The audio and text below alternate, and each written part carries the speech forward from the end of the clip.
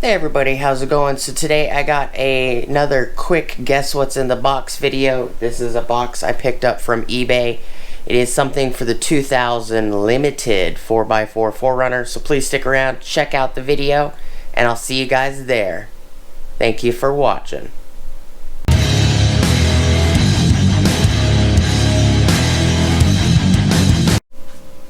What is up everybody, how's it going?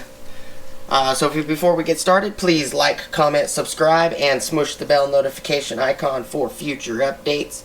Alright, so I got a pretty long box here. It is it's pretty heavy, maybe 15-20 pounds or so. Does the label say? It says 13 pounds is what the label says from UPS. It's Wonder Car Parts is what I got it from. It's a heck of a deal. The box is 27.5 inches long. It is 7 3/8 inches wide, and it is 7.5 inches deep. This is a suspension component. I'll let you guys guess what you think it is. Is it coilovers? A single coilover, because one coilover is about the size of this box. Is it rear shocks? Is it a rear spring? What do you guys think it is? Is it sway bar components, you know, like several end links and some bushings and stuff like that? What do you guys think it is? It is just going to be a quick video. Just wanted to give you guys an update. I did get the new rack taken out and a new rack put in. The new rack that I just put in a couple days ago was leaking straight out the high pressure fitting at the rack. There was something wrong with the threads, so it threaded in fine, but the last 4 threads, when it threaded in, it forced the line to bend because the threads were tapped crooked at the end, and it caused the line to tilt, which caused the line coupler to not butt against the brass fitting. And I'll show you guys because I have the old line in here. Alright, so this fitting is the high pressure line fitting. I'll bring it in here so you guys can see it. So this is the high pressure line fitting right here, and this is a self-sealing fitting. So this right here butts up against a brass fitting, and then this threads and gets tighter and tighter and tighter. Well, at the last, it's this and the new line that I installed, because this is the old line, which is okay other than I need to clean it. Found out that the line wasn't leaking, but I replaced the line anyways. But what the problem is when this was threading, it threads in like this, and when it was threading, it threaded perfectly fine until the last 4 threads, and the line went and twisted like that, which caused this piece right here to tilt away from the brass coupler that it binds against, and it forced it to leak out of the sleeve, and then it looked like it was leaking out of threads. In reality, it was leaking down this tube, came up to the threads, started dripping off, but it was actually leaking back here, because this is a self-sealing line, so the tighter this fitting gets, the less this line twists. So I got that taken care of. It's got a brand new rack on it again, and it's got brand new rack. It's got brand new high pressure line.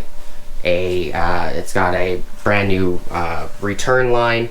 It's got a brand new pulley for the pump. It's got a brand new pump. It's got a brand new reservoir, brand new fluid. The reason I changed it is because some douche put power steering fluid in it, and it clearly states on the cap ATF. The other thing I got installed is the new antenna motor and mast. I actually didn't realize, but this had the original motor in it.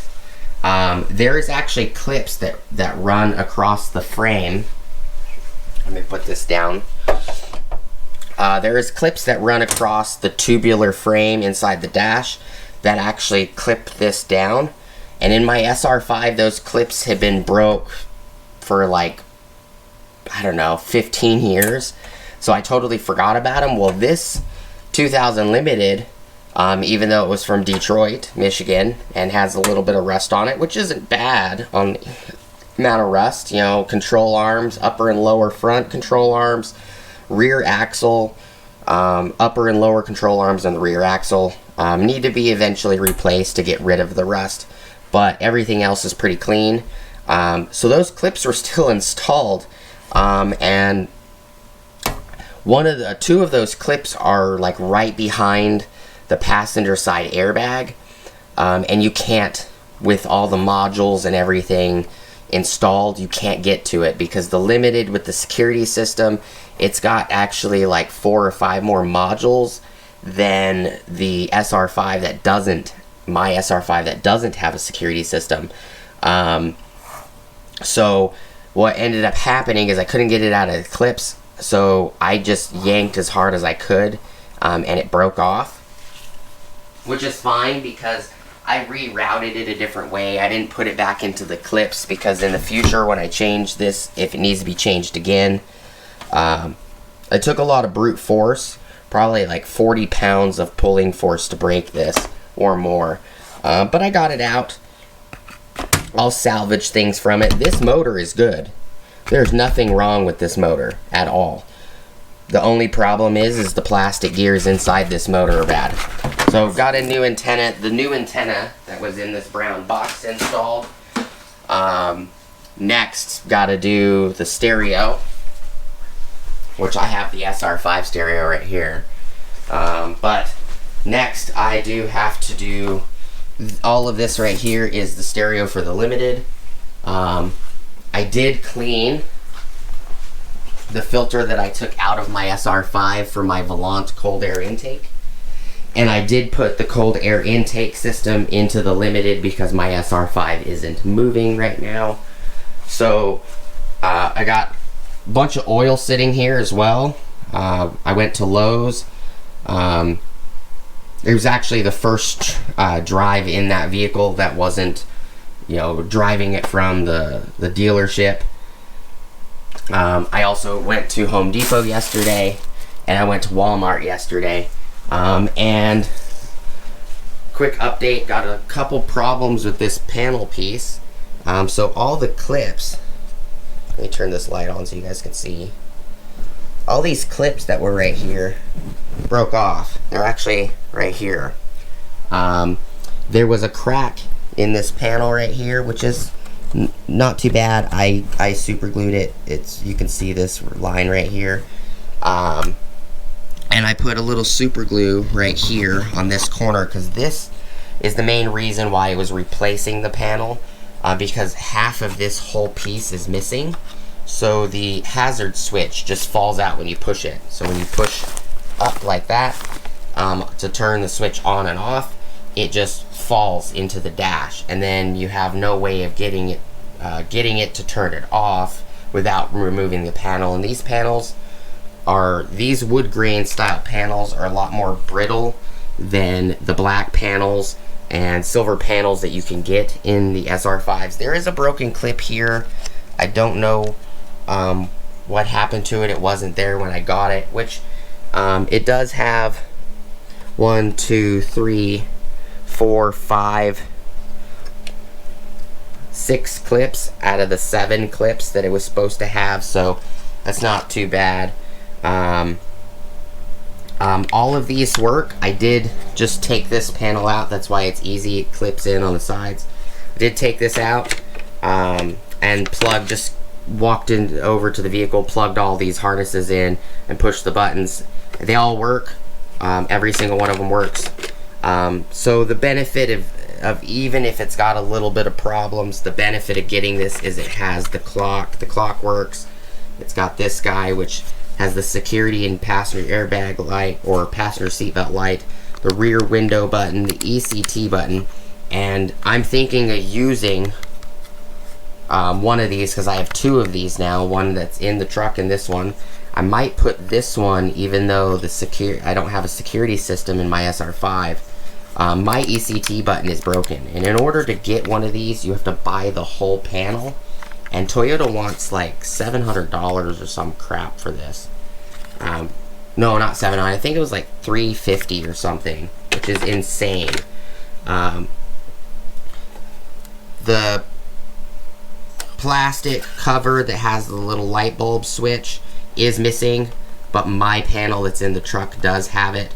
So all I got to do is unclip it, and from my panel, clip it onto this one. These are quite loose, so I do think I'm going to take these out of the panel that's in the truck, and insert them into this one, and then put these into that panel. The ashtray, all the things for the ashtray is there, because it's got these little beige clips on the side that, you know, they clip here too, that help it slide in and out. But other than that, I'm trying to figure out how to get these clips right here back onto these spots right here on the inside as well. Everything works though. It's in pretty decent condition. I did speak to the eBay seller, and he did offer me, I spent $300 on everything, and he offered me $150 back, which is amazing. I guess he or his men didn't know that it was, because I went to go install that piece, and I heard pop, pop, pop, pop, pop, pop, and I'm like, oh no. And that's when those 4 plastic pieces that hold the vent tube on, and then I noticed the crack. It looks like, to be honest, just to give you guys an update, this crack right here, you see this crack right here, it's in the same spot where the vent, I actually had to glue the vent to fix the vent. So these two cracks I think are related. Maybe somebody was trying to pull the panel, and they maybe pulled it by the vent, and it cracked the piece right next to the vent, because on the inside of this panel, which is hard to see, but on the inside of the vent, it actually has a crack. This crack goes all the way in to the vent housing. So I repaired it with some glue the best I can. Hopefully it will do. But just some updates for you guys. Even I understand this is supposed to be a quick video, and I apologize, but you know, it's a guess what's in the box video as well. You guys let me know in the comments what you think this is. I appreciate you guys' time. Please, as always, like, comment, subscribe, smush the bell notification icon for future updates. Go check out my Amazon affiliate links, my Acme Tools affiliate links, my DJI Electronics affiliate links, as well as my Ohio Power Tools affiliate links. And I got an Also Tools link down below that will get you 10% off your order at alsotools.com, as well as it kicks me back 10%. So if you do use it, I do appreciate it. And all links are affiliate links, so I do get a small commission. All money that is that I get on the channel, affiliate links, no matter what it is. If you guys send me, you know, a donation on eBay or PayPal, if you guys, you know, give me super chats or anything like that, they all go straight back into the channel. Guess what's in the box video kind of showed you the 3 stores I went to, which you guys will see what I got in upcoming videos, giving you guys an update on the Limited's rack and pinion and all of the things I replaced, as well as the antenna motor. It actually has the original motor in it, or it had the original motor, and it even has the original stereo in it, which is kind of impressive. It has a 6 CD changer and a tape deck.